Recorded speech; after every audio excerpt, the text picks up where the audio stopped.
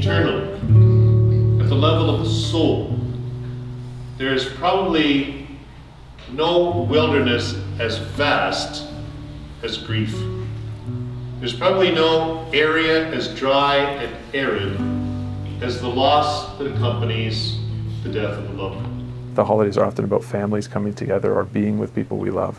If someone we've loved has died, then this just highlights it and it brings it all into focus. So how to manage the holidays. And I think one stream is to face it, to take time to face the pain. Bring out pictures of your loved one and acknowledge the relationship that was there.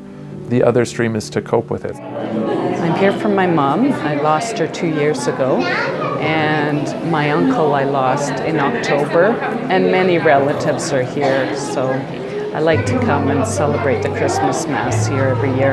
It's Christmas, it's that time of year where I just want to be celebrating with her too. She's always in your heart, but I feel like I'm closer when I'm here to her. There's always that one empty chair, so it's a hard time.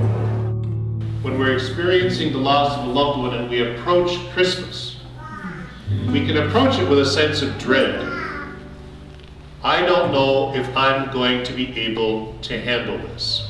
Sometimes the pain is so much that we just try to avoid it for Christmas. We just try to make it through.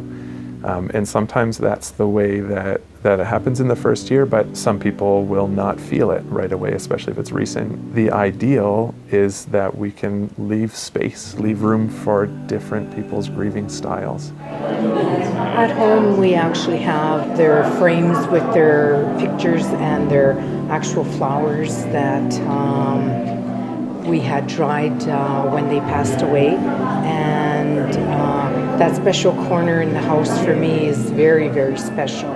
Things like lighting candles for somebody is something you can do. Instead, just have it, let's say you're having a family dinner and you might have a candle lit and put somewhere as a reminder, or some people will leave an empty chair at the table. So those are sort of rituals that you might engage in at special events, and Christmas being one of them. I have 2 kids, 2 grown kids, and they're my heart.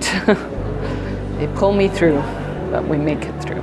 Because the emotions are so painful and they can feel so big in the beginning, that we would want to focus on the celebration of someone's life. We don't want them to be summed up in the sadness that happens.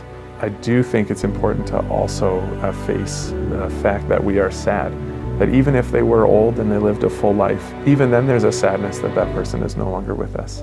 So can we do both? Can we celebrate them and be sad at the same time? Christmas, especially now, in this sense of wilderness or dryness, is a message that we must embrace, because Christmas is the story of God who became one of us, God's desire to draw near to his people, especially when they're experiencing that moment of desert that we call loss and that we call grief.